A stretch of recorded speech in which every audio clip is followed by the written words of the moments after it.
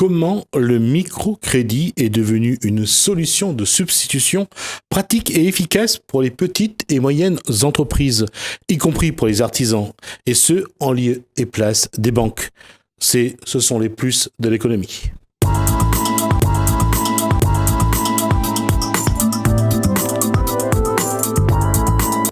Alors, nous accueillons pour en parler deux chefs d'entreprise, Jessica Eudor, bonsoir. Bonsoir. Et Jimmy Rindiou, bonsoir. Bonsoir. J'ai bien prononcé au fait quoi. Vous avez bien prononcé, par contre, je suis pas chef d'entreprise, je suis délégué territorial à l'ADI. Ah d'accord, comme quoi, c'est bien de préciser. Moi je pensais que je recevais deux chefs d'entreprise.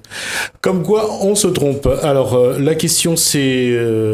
on parle de microcrédit, puisque vous êtes délégué, on va définir c'est quoi le microcrédit. Alors, le microcrédit, c'est donner les moyens à chacun d'entre nous de pouvoir créer sa propre entreprise. Lorsque je dis donner les moyens à chacun d'entre nous, tout le monde a une possibilité d'entreprendre dans la vie. Il ne faut pas que le financement soit un blocage. Donc, l'idée de l'ADI, c'est pouvoir permettre aux gens qui n'ont pas droit au crédit bancaire accès au capital pour leur permettre de pouvoir créer leur petite activité ou tout simplement de pouvoir s'insérer par l'emploi. Tout simplement. Le microcrédit, concrètement, c'est quoi? C'est un prêt d'un montant maximum de 10 000 euros qui est remboursable sur une durée de 48 mois, qui permet à une personne qui souhaite créer son entreprise ou un chef d'entreprise qui souhaite développer son activité, parce qu'il n'a pas droit au crédit bancaire, de pouvoir accéder à ce financement. Comment le public se dirige vers vous? Qu'est-ce qui motive leur choix de venir vers le microcrédit? Alors, les gens, plusieurs possibilités déjà pour venir nous voir. Hein. Les gens viennent surtout nous voir par du bouche-oreille. Bouche-oreille client, qui est très important chez nous, c'est-à-dire que nos clients sont déjà nos premiers prescripteurs. Ils parlent de nous parce qu'ils sont satisfaits de l'attention qu'on porte à leur dossier, dans le traitement du dossier, dans le délai du traitement des dossiers. Les gens viennent nous voir également par les circuits traditionnels tels que le Pôle emploi, Chambre de commerce, Chambre de métier, les partenaires de la création d'entreprises, où ils viennent nous voir par le biais d'émissions telles que aujourd'hui. Ils entendent parler de l'ADI, ils se disent tiens, j'ai une idée de création d'entreprise, je vais appeler, il y a un numéro, je vous donnerai par la suite, ils vont appeler et ils vont tenter, essayer de voir si c'est possible ou c'est pas possible. Jessica Eudor, qu'est-ce qui vous a motivé pour aller à la rencontre de l'ADI? Qu'est-ce qui vous a donné envie? Moi, en fait, j'ai fait un parcours professionnel comme tout le monde, hein, c'est-à-dire salarié dans différentes branches. D'accord. Et après, je suis arrivée à un tournant où je me suis dit, aujourd'hui, j'ai quand même des compétences qui sont de bonnes compétences. Et pourquoi pas les mettre... à profit de d'autres chefs d'entreprise qui sont administrativement un peu dépassés ou ne savent pas. Et c'est là, en fait, où je me suis dit, je vais créer ma propre structure. Et bien sûr, un combat pour créer, parce que quand on a plus de 30 ans, on n'a pas d'aide, on n'a que le choix de faire un prêt. Non, je dis, vous ne faites pas votre temps. Je vous remercie. Du coup, même en prêt bancaire, on a beaucoup de mal parce qu'on va créer, donc on n'a pas le droit au prêt bancaire. On nous demande en fait d'attendre 3 ans d'activité pour pouvoir prétendre un prêt bancaire. Et en faisant des recherches sur le Internet, j'ai en fait regardé tout ce qu'il y avait comme possibilité. Et par rapport à mon âge, tout ce qui m'offrait comme possibilité était d'aller vers l'ADI.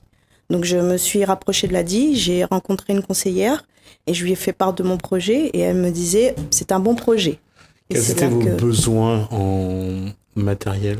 Moi en fait dans mon domaine d'activité, mon plus gros besoin était un ordinateur et des logiciels. Simplement. Traitement de texte et traitement gestion, voilà. J'avais pas besoin de plus, donc j'avais demandé à ma banque à moi un prêt de 5 000 qui n'était pas possible. Du coup, je me suis retournée vers l'ADI et avec la conseillère, on a travaillé sur le dossier. Elle m'a dit que c'était possible et que voilà. Je l'ai rencontrée en décembre. J'ai ouvert le 1er janvier 2016 et je suis très contente d'avoir pu ouvrir. D'accord. Comment vous avez d'abord travaillé comment vous avez réussi à convaincre l'ADI que votre projet était viable financièrement? Quel prévisionnel vous avez présenté? J'ai fait un prévisionnel plus ou moins on va dire sommaire. C'était pas un prévisionnel avec plein de chiffres comme chez les experts comptables. Hein. Pas sur 3 ans? Sur 3 ans quand même? Ou pas? Oui, mais sommairement. Vraiment D'accord. sommairement parce que je ne comptais pas. C'est les charges directes? Voilà. D'accord. Et du coup, en échangeant avec la conseillère et en lui donnant ce que j'allais faire de cette structure, ça l'a convaincue parce que mon domaine, en fait, n'est pas similaire, mais presque similaire à ce que l'ADI fait. Mais je travaille avec les petites et moyennes entreprises et beaucoup d'artisans sur tout ce qui est suivi administratif et gestion. Et j'ai rencontré des gens qui veulent créer, mais qui me disent « Ouais, mais j'ai pas de sous, je peux pas ». Et du coup, j'ai pas de sous, je peux pas. Je sais pas comment ça marche au niveau administratif. Par contre, je sais ce que je peux faire. Je suis un électricien, par exemple, un très bon électricien, mais administrativement, je peux pas. Donc, je lui ai fait part de tout ça et des retours que j'avais déjà, moi, de certaines personnes avec qui j'avais travaillé. Et ça lui a convaincu. Et du coup, Vous les accompagnez parfois, les entreprises les personnes que vous rencontrez et qui cherchent des moyens de commencer? Vous les je les dirigez dirige vers l'ADI? Oui, j'en ai, justement, il y a 2 semaines, j'ai deux jeunes qui étaient en création pour ouvrir un salon de tatouage. Donc, je les ai dirigés vers l'ADI. On a travaillé ensemble avec la conseillère, les 2 jeunes et moi-même sur le dossier de présentation, le budget prévisionnel. Et ils ont eu un accord avec l'ADI et ils ont ouvert la semaine dernière dans le sud. Madame Dor, c'est exactement ce que je vous disais tout à l'heure, le retour qu'on a, le bouche-oreille qu'on a. Et c'est vrai que pour rebondir par rapport à ce que Madame Dor disait, nous, l'ADI, ce qu'on va regarder surtout, c'est la confiance client. Il nous importe peu qu'un porteur de projet arrive avec un dossier comptable ou autre. Ce qu'on va demander, c'est que le porteur de projet, il maîtrise son dossier. C'est qu'il soit en mesure de nous dire, voilà, je vais acheter ça, je vais le vendre à tel prix, je vais l'acheter avec tel fournisseur et je vais le vendre à tel prix. Nous, ce qu'on recherche, c'est vraiment qu'il maîtrise son projet au-delà d'avoir un prévisionnel sur 1 an ou sur 3 ans. D'accord. L'important, c'est qu'il maîtrise son projet. Il sait où est-ce qu'il va. Votre tableau d'emprunt pour remboursement, ça se passe comment? Ça s'est fait sur combien de temps? 4 ans. Enfin, 48 mois. 3 ans. Je termine cette année, là, 3 ans. D'accord. Et à ce niveau-là, il n'y a pas de souci au niveau de remboursement? Non, après, vous savez, c'est comme dans tout, il y a des hauts, il y a des bas dans les activités, mais ça va, j'arrive à rembourser. Après, il faut dire aussi que moi, dans mon cas, j'ai été sur un prêt de 5 000 parce que c'est ce dont j'avais besoin. Le montant à rembourser n'est pas énorme. Ça va, on peut rembourser correctement. Les autres clients que j'ai eu à accompagner vers l'ADI et qui ont eu leur prêt avec un montant un peu plus conséquent, ça va. Ils arrivent à rembourser correctement et sans problème. Par rapport à l'activité, parce que après, il y a un suivi aussi. Il y a un suivi de ma part, il y a un suivi de la conseillère de l'ADI qui reste toujours à l'écoute, à voir comment ça se passe et où on en est, si on a des difficultés ou autres, et de nous aiguiller vers d'autres, qui puissent nous aider aussi. Pour tout vous dire, on est à des taux de remboursement là d'aujourd'hui qui est de l'ordre de 95,5% de taux de remboursement. Ces gens que les banques justement ne voulaient pas financer, c'est des gens qui se font tout un honneur de rembourser l'ADI parce que l'ADI était vraiment la dernière porte à pouvoir leur dire oui et les aider à réaliser leurs rêves. Donc ça vraiment c'est très important pour nos porteurs de projet. Moi je voudrais souligner une chose. Ce qui me plaît vraiment avec l'ADI, et d'ailleurs j'en ai moi par rapport à mon dossier et le dossier de mes autres clients, le traitement des dossiers sont super rapides. On n'attend pas 3, 4, 10 semaines. Si on rencontre la conseillère, elle nous dit si le projet est viable ou pas viable. Les dossiers sont complets, passent en commission. En 1 semaine, on peut avoir une décision, voire même des fois 3 jours. Et moi, je trouve ça super. Parce que des fois, avec les banques, on attend 2, 3, 1 mois, il faut relancer. J'ai une cliente qui a fait une demande de prêt bancaire, elle a attendu 6 mois. Et là, avec l'ADI, en 1 semaine, la demande, elle est posée, elle est passée en commission, et on a l'accord, et les fonds sont rapidement décaisser, vous dites C'est décaisser. ce qui explique cette rapidité, c'est que ces fonds, lorsqu'on va les décaisser, c'est des fonds qu'on a déjà empruntés au niveau des banques. C'est pas au moment où on dit oui au porteur de projet qu'à ce moment-là, on va aller se diriger vers les banques pour aller emprunter. Nous-mêmes, on prend le risque d'aller emprunter au niveau des banques et les banques préfèrent nous prêter à nous parce que justement, on a des taux de remboursement très, très bons. Elles préfèrent nous prêter à nous pour que nous, par la suite, nous pouvons mieux traiter notre clientèle. Quelle est votre position concernant le rapport que ce soit le taux d'intérêt à la banque ou le taux d'intérêt à l'ADI? Il y a une grande différence pour vous sur les taux d'intérêt ou pas? Sincèrement, j'ai fait mon prêt à l'ADI. L'ADI m'a répondu. La banque, je ne demande même plus, je n'ai même pas regardé les prêts, les taux. Non. D'accord. Par rapport aux taux, aujourd'hui, vous en êtes, si vous devez vous comparer par rapport aux banques, vous êtes bien à l'heure au-dessus. d'aujourd'hui, lorsqu'une personne emprunte un prêt d'un montant de 10 000 euros sur une durée de remboursement de 48 mois, le taux, il est à 7,53. C'est-à-dire que ça va coûter à la personne 1 400 euros sur les 48 mois. Et c'est ce qu'on dit aux clients, et les clients, ils préfèrent payer ce montant et avoir les fonds pour pouvoir se lancer de leur activité. D'accord. Donc là, on est bien sur une question d'opportunité et non pas sur une question d'intérêt, à savoir si c'est mieux à la banque ou c'est mieux à la DIC. C'est l'opportunité. C'est ça, c'est une opportunité. Et puis, c'est notre modèle économique qui est comme ça. C'est-à-dire que nous, lorsqu'on applique ce taux de 7,53, on a cet argent-là, on l'achète. En plus de cet achat, il y a un coût. On a le coût du traitement du crédit et avec ça, on réalise une marge. Et sur cette marge-là, on arrive à couvrir à La Réunion 75% de notre budget de fonctionnement. Concrètement, nos clients nous aident à couvrir nos charges de fonctionnement à hauteur de 75%.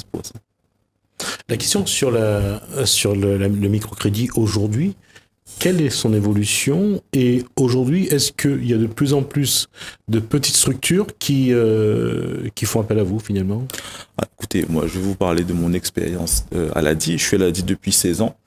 En 2002, lorsque je suis arrivé à l'ADI, Réunion, on finançait à peu près 220 personnes à l'année. D'accord? L'année dernière, on en a financé 1300, voire 1400 personnes. Tout simplement. C'est-à-dire que les gens, de par le contexte économique, c'est très compliqué d'avoir un emploi. De plus, avec cette problématique concernant les contrats aidés, les gens s'orientent justement vers l'entrepreneuriat. Ils se disent, pourquoi pas moi? Je veux essayer, je veux tester. On a des taux de pérennité à l'heure d'aujourd'hui qui sont de l'ordre de 84%. C'est-à-dire que les gens se lancent dans la création d'entreprises, ça continue de fonctionner, ou ça ne fonctionne pas, ils se disent l'entrepreneuriat c'est pas pour moi, je préfère être salarié. Mais ça donne autant donner la possibilité aux gens pour voir c'est quoi l'entrepreneuriat. Et en termes de microcrédit aujourd'hui, de par le contexte économique, le marché de l'emploi qui est très contraint, est-ce que ces 15 dernières années, est-ce qu'on a vu des secteurs d'activité plus favorisés par rapport à d'autres? C'est-à-dire qu'on va plus vers, par exemple, les espaces verts, on va plus vers le service à la personne, plutôt que d'aller vers... Alors, nous, au niveau de la DIE, on finance tout type d'activité. C'est vrai qu'on finance beaucoup plus tout ce qui concerne le secteur du commerce et le secteur des services. Beaucoup plus. Mais c'est vraiment... On finance tout type d'activité. C'est vrai que les petites activités de restauration rapide, il y en a énormément. Toutes les activités d'entretien espace vert, homme toute main, c'est des activités où, effectivement, il y a des besoins et les gens se lancent. Bien souvent, c'est des gens qui le font depuis un certain temps en informel et se disent, voilà, j'ai testé, j'ai vu que j'ai ma clientèle, je vais me lancer. Donc là, nous, là, en termes de confiance, le gars, il arrive, il me dit, voilà, monsieur Rindiou, moi, je fais tant et je vais m'immatriculer. Je vais pas lui demander un prévisionnel. D'accord. Jessica Eudor, par rapport à ce que vient de dire Jimmy Rindiou, là, vous, en tant que, j'allais dire, créateur d'entreprise, créatrice d'entreprise, là, qu'est-ce que vous attendez, je dirais, pas seulement au niveau de l'argent, mais vu la relation que vous avez avec l'ADI aujourd'hui, on a l'impression que c'est plus un accompagnement aujourd'hui, il y a un partenariat, une forme de confiance? Il y a un accompagnement, oui. Il y a surtout un partenariat qui s'est créé au cours de ces deux dernières années. Parce que, comme je vous dis, à La Réunion, c'est le bouche à oreille qui fonctionne. Et du coup, mes clients que j'ai, moi, c'est du bouche à oreille. Et ce que il disait Monsieur Radiou, c'est que les gens se disent je le dis, hein, moi je travaille au noir, j'ai fait ça, est-ce que tu penses que je peux ouvrir? Mais par contre, moi, administrativement, je peux pas, je sais pas comment faire. Je dis oui, ouais, mais j'ai pas les fonds. Je dis, il y a des moyens, il y a des structures qui sont là, qui peuvent t'aider à ouvrir, à avoir un soutien financier. Et à ce moment-là, ben, on rencontre une conseillère à l'ADI et on en discute et après, le projet se fait. Et de même, aujourd'hui, il arrive souvent que j'ai des clients qui viennent de la part de l'ADI. L'ADI me les adresse parce que dans ce qui est une gestion administrative, ils ne savent pas le faire ou ils n'ont pas le temps de le faire et ils savent que c'est une des compétences que j'ai. Donc on a cet échange, enfin C'est un vrai rapport de confiance finalement. Oui. Moi je travaille avec une conseillère qui est chacune a son bassin en fait. Et bon, comme moi je suis dans l'Ouest, j'ai une conseillère, j'ai référente, mais bon, avec elle. Et c'est vrai que tous les clients que j'ai, on travaille avec elle et tout le monde est content parce que il y a le fait que une autre personne en dehors de moi qui soit aussi professionnelle donne confiance à cette personne qui veut se lancer et lui dit votre projet est très intéressant. Peut-être qu'il faudrait voir ça, mais au bout de ça, il a son financement. Et il va vers son entreprise, il va créer, il va faire quelque chose réellement de ses mains à lui. Et je trouve que moi, c'est quelque chose qui est très important. Parce que j'ai une cliente qui a ouvert en 2017, qui n'était pas du tout dedans. Non, mais moi, je peux pas. Finalement, on a été vers l'ADI, elle a eu son microcrédit, elle a fait ses trucs. En août 2017, elle était déjà à 11 000 € de bénéfices.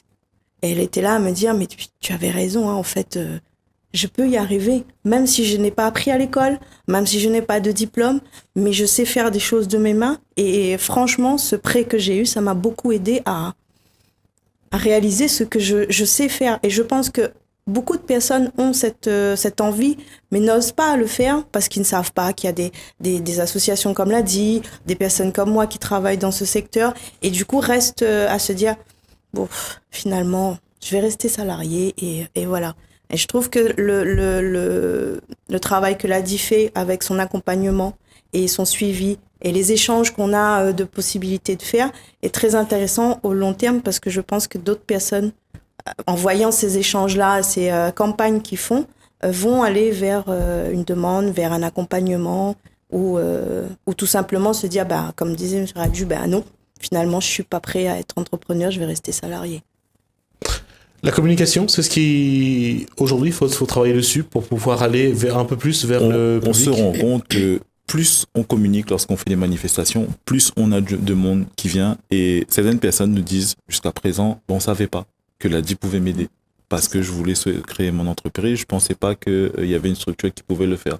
Donc oui, effectivement, c'est très important pour nous. On a notre Facebook, on met en avant un portrait de clients par semaine et puis on les utilise aussi sur on met en avant nos clients sur nos supports de communication, nos flyers ou tout type autre de documents. Évidemment, vos meilleurs, je dirais, vos meilleurs publicitaires, ça reste vos clients. Alors. Notre meilleur prescripteur, oui, c'est nos clients.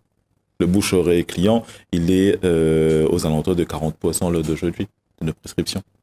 Et là, justement, pour essayer pas d'aller plus loin, parce que je pense que la démarche, vous l'êtes dedans, c'est pas ça le problème, mais c'est de montrer, par rapport au discours que tient Jessica Eudor, c'est de montrer que finalement l'ADI, c'est avant tout un partenaire au-delà du prêt de l'argent. Tout à fait, oui. Parce que si vous voulez, on parle vraiment de microcrédit accompagné. Il y a un accompagnement qui est mis en place, c'est-à-dire qu'on a un réseau de bénévoles qui prend contact avec nos clients pour faire le point un petit peu sur leur activité, comment ça se passe par rapport à ce qui était prévu. Est-ce que ça se passe bien ou pas? Si ça se passe pas bien, qu'est-ce qu'il faudrait faire? Qu'est-ce qu'on peut mettre en place pour les aider? Donc, c'est vraiment un microcrédit accompagné.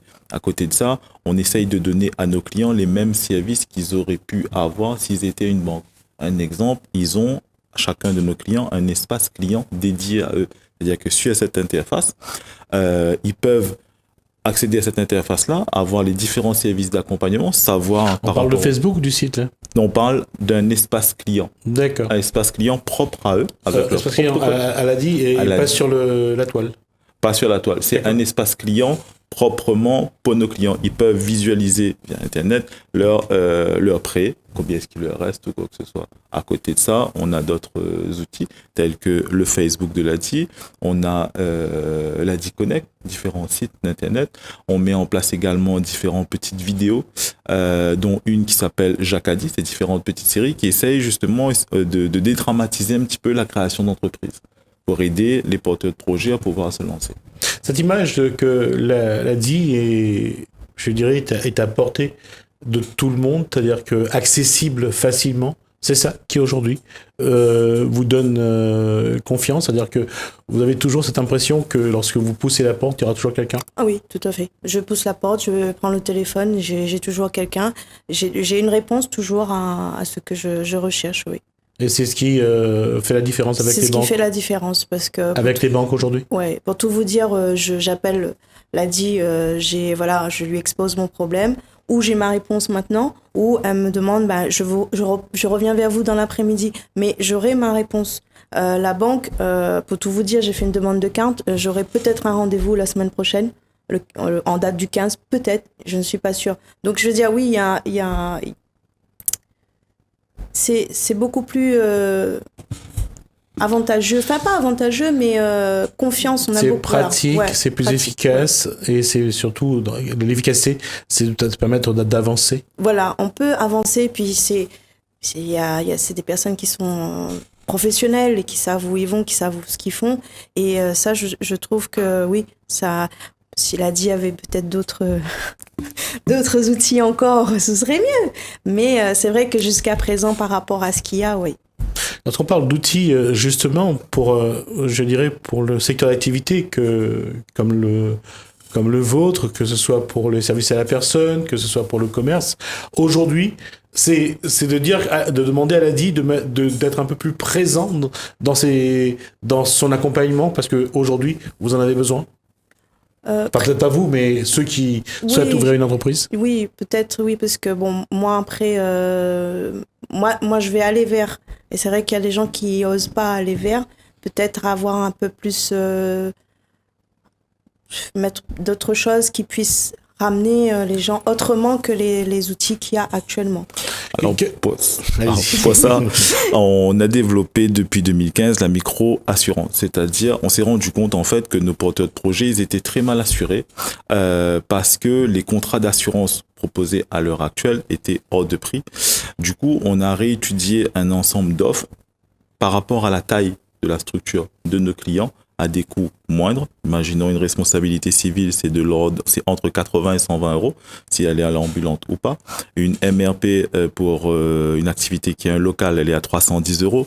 Et une MRP sans local, elle est à 200 euros. Donc on essaye d'étudier.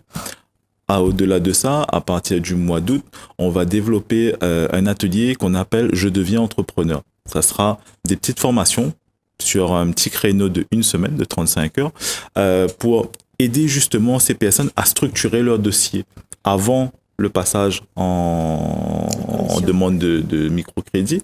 Les gens, ils ont une idée, mais ils ont déjà plusieurs pistes, mais c'est pas encore très bien structuré. Donc là, ils vont être coachés avec des bénévoles qui vont leur aider à concrétiser leur projet. Et cette formation-là s'appellera « Je deviens entrepreneur » et ça démarrera à partir du mois d'août de cette année.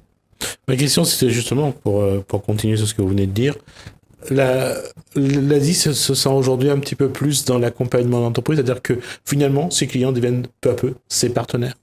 Tout à fait, tout à fait. Nos clients, à l'heure d'aujourd'hui, on se rend compte qu'une entreprise qui n'est pas accompagnée, elle aura de grosses difficultés.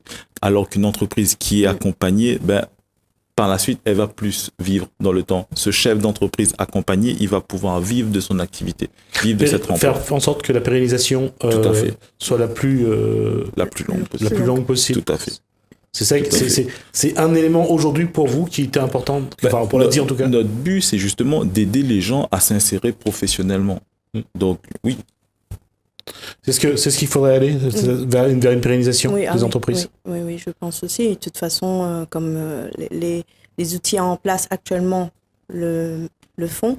Et je trouve que l'atelier qu'ils mettront en place à partir du mois d'août est très intéressant parce que, vous savez, quand on crée une entreprise, on dépend soit de la Chambre des commerces, soit de la Chambre des métiers. On a des règlements à suivre et c'est vrai que moi, j'ai vu différents de mes clients qui ont suivi un stage d'installation qui est obligatoire quand on est inscrit à la Chambre des métiers.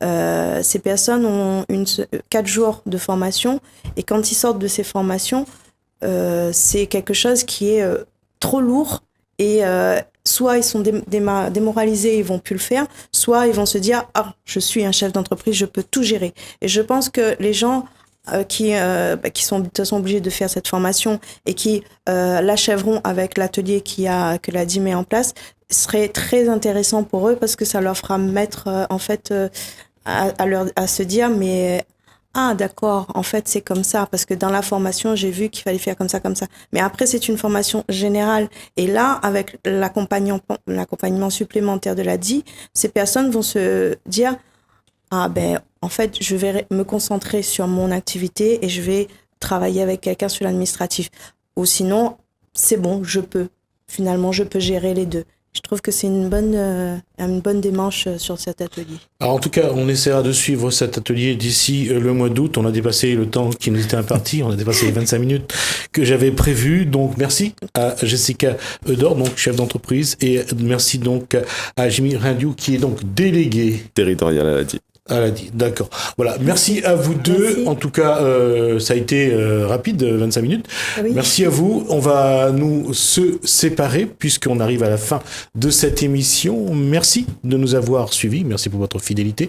Merci à François Bercier à Alain pour leur collaboration technique. Moi, je vous dis, portez-vous bien. Commencez bien votre soirée sur Télécréole. Bonsoir, à demain.